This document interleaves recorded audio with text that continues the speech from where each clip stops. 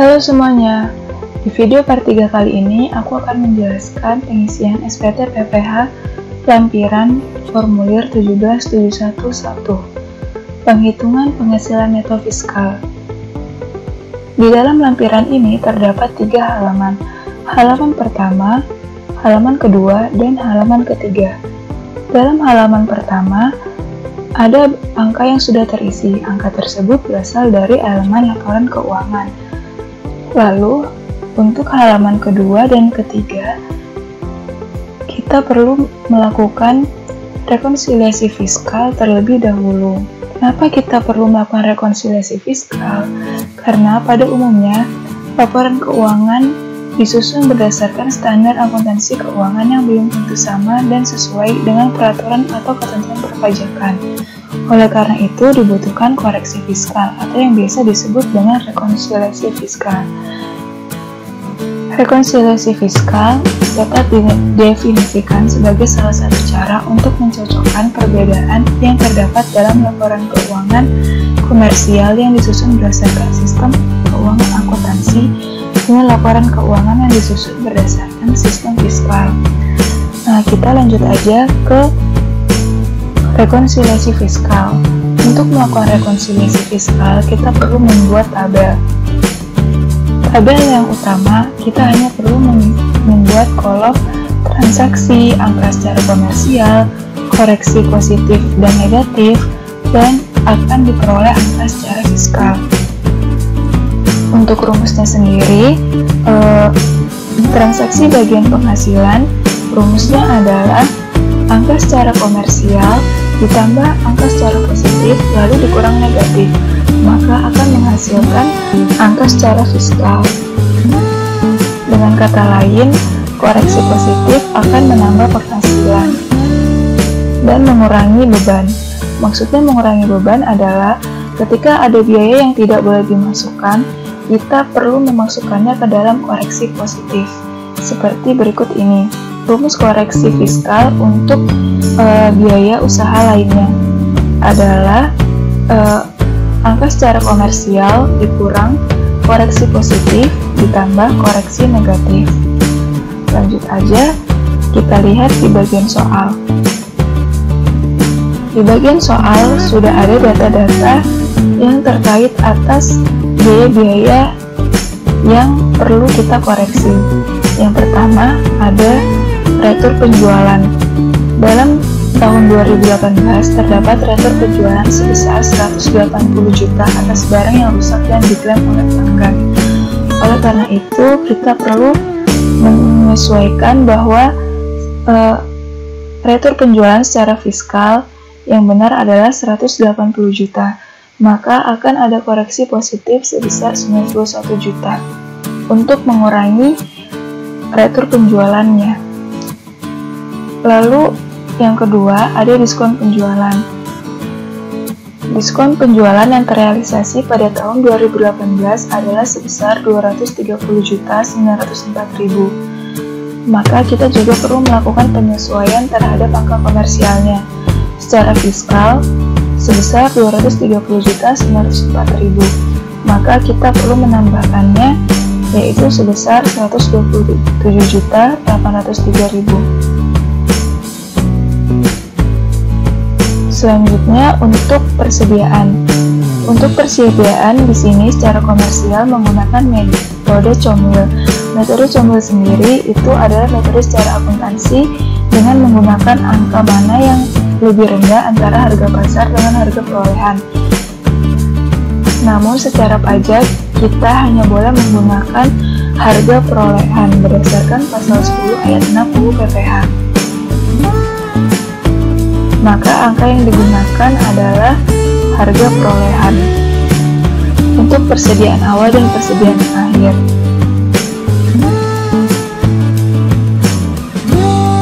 Setelah itu untuk biaya usaha lainnya, kita lihat di sini di nomor 5 ada biaya gaji dan tunjangan. Terdapat pengeluaran PPh pasal 21 yang ditanggung oleh perusahaan sebesar 29.500.000, biaya lembur sebesar 80 juta sekian, tunjangan makan siang sebesar 34 juta, bonus yang dicadangkan sebesar 120 juta. Di sini yang perlu kita koreksi adalah PPh pasal 21 dan bonus yang dicadangkan, maka kita perlu memasukkan koreksi positif sebesar Rp149.500.000. Selanjutnya ada biaya transport dan perjalanan dinas. Terdapat pembelian tiket uang saku sebesar 161 juta, tetapi ini digunakan untuk perjalanan keluarga pimpinan kelompok, maka kita perlu memasukkan ke dalam koreksi positif sebesar Rp161 juta. Selanjutnya, yang perlu dikoreksi adalah dalam biaya sewa terdiri dari sewa kendaraan operasional untuk 3 tahun, mulai Januari 2018 sebesar 72 juta, sewa komputer 30 juta, dan sisanya adalah sewa mes buat karyawan. Sewa mes buat karyawan adalah termasuk natural, yaitu tidak boleh dibebankan sebagai biaya. Lalu untuk sewa kendaraan sebesar 72 juta, ini yang boleh dijadikan biaya hanya untuk di tahun 2018. Maka kita perlu melakukan penghitungan sebesar 72 juta dibagi 3 tahun ditambah 30 juta. Itu adalah biaya yang boleh dibebankan, yaitu sebesar 54 juta. Jadi kita perlu memasukkan ke koreksi positif sebesar Rp190.500.000, yaitu dari biaya sewa mes karyawan dan sisa 2 tahun untuk sewa kendaraan. Selanjutnya, dalam biaya perawatan dan perbaikan terdiri dari biaya perbaikan kendaraan sedan kantor sebesar 3 juta.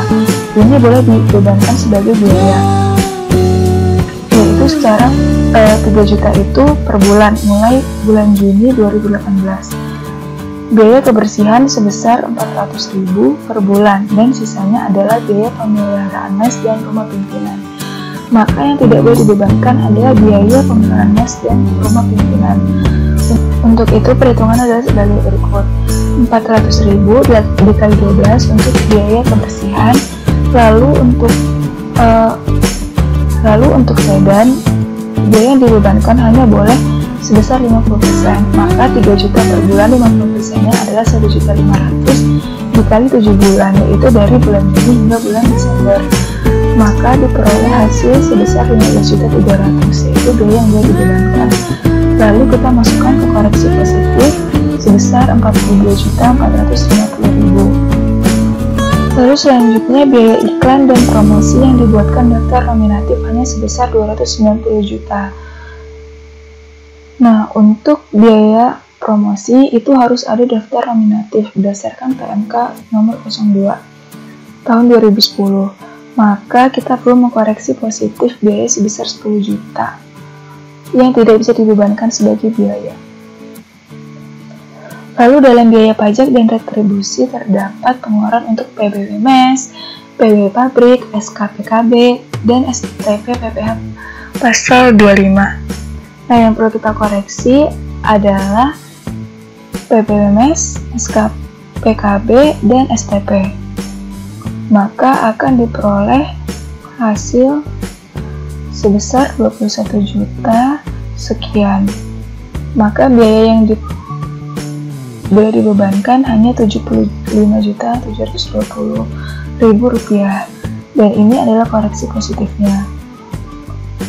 Selanjutnya, dalam biaya listrik dan telepon terdapat biaya telekomunikasi pasca bayar direksi sebesar 18 juta sekian, telepon kantor, dan sisanya tidak terdapat bukti pembayaran.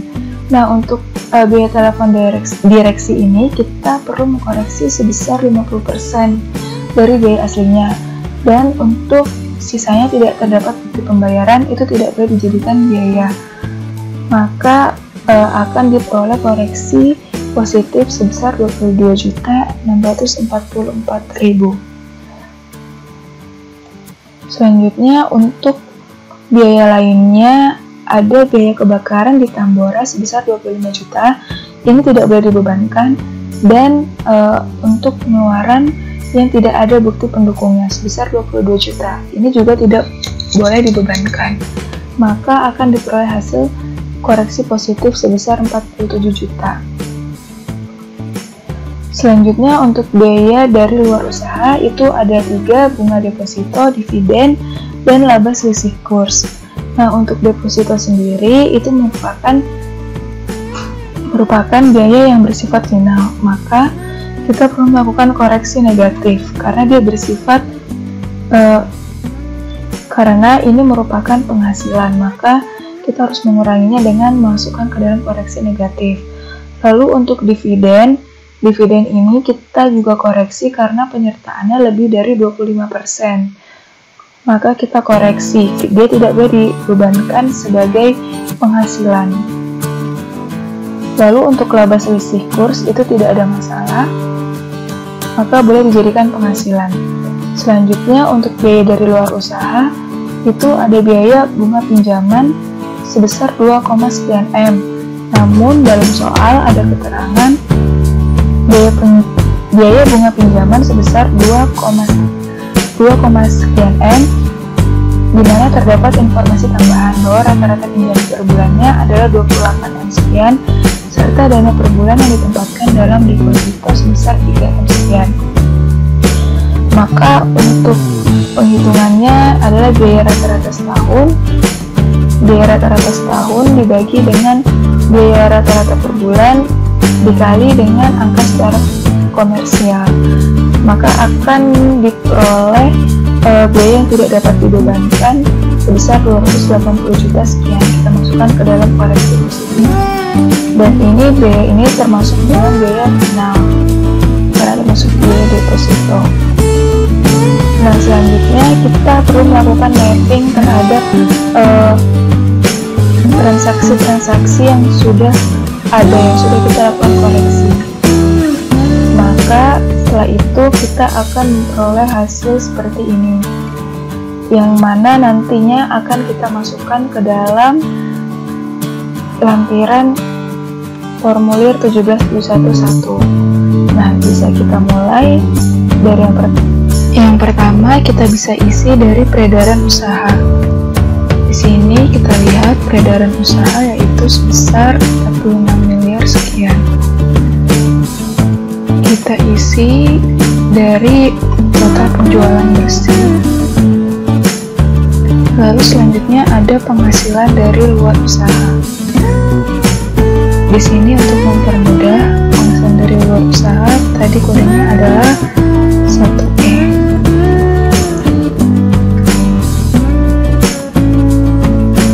Nah, di sini ada peredaran bruto dari penghasilan dari luar usaha. Nah, ini ketika dijumlahkan totalnya adalah sebesar 2M sekian.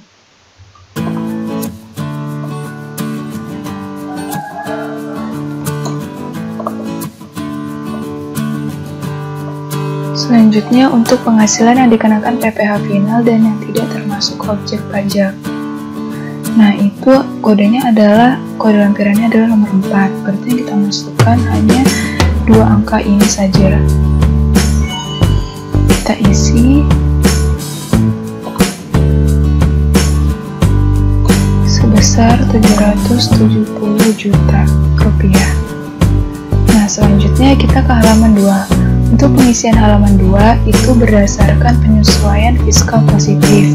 Berarti angkanya adalah dari angka-angka dikoreksi positif.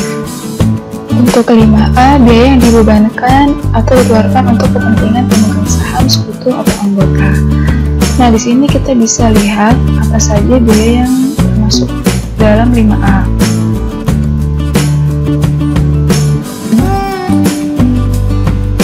Di dalam 5A ada 2 jenis biaya, yaitu untuk biaya sewa dan dalam biaya perawatan dan perbaikan. Maka kita langsung isi saja.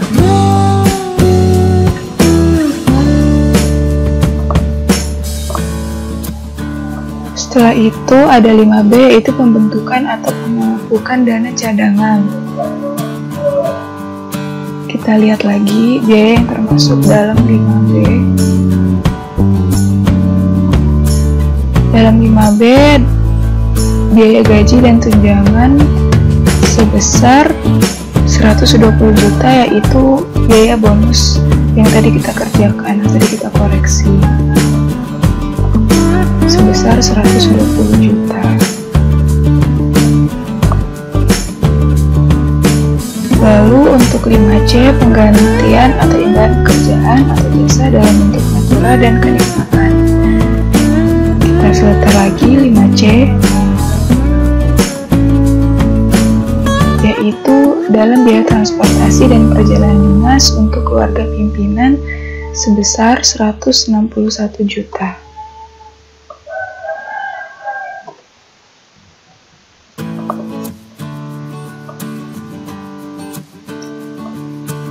Selanjutnya untuk 5F,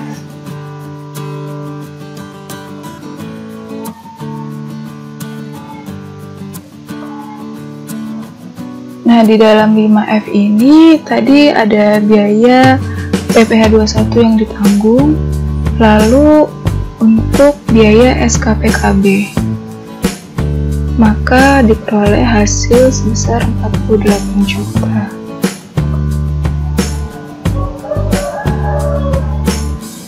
Kita masukkan ke dalam pajak penghasilan. Selanjutnya untuk 5H, sanksi administrasi, kita putar lagi. 5H ada di sini, yaitu sebesar 1.640.000 untuk STP PPh pasal 25.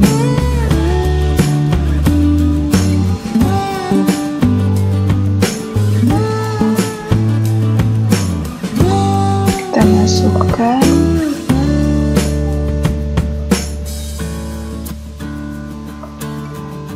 Selanjutnya untuk 5L,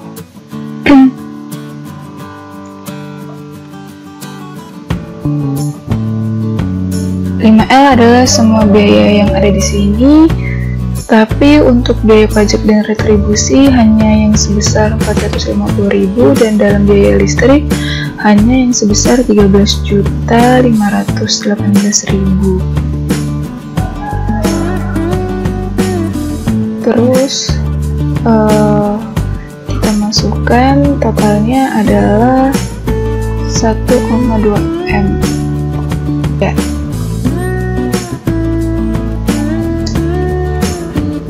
Nah, jika sudah benar, angka yang ada di sini akan sama dengan yang ada di sini setelah dijumlahkan semuanya yang ada di dalam koreksi positif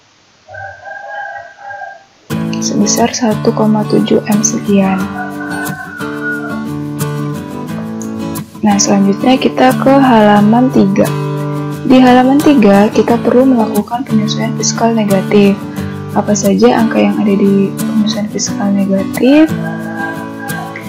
Jadi, dalam penyesuaian fiskal negatif, kita filter di angka 6D, kode lampiran 6D, yaitu hanya 2 angka ini saja. Setelah kita total, akan menghasilkan angka 1M sekian.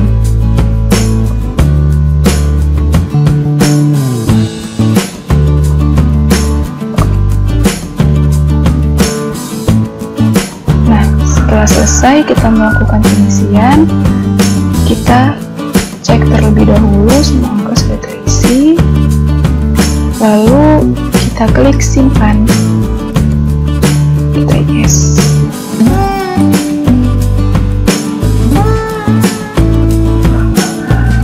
Demikian cara pengisian lampiran 17.111. Terima kasih sudah menonton, jangan lupa klik tombol like, komen, dan subscribe.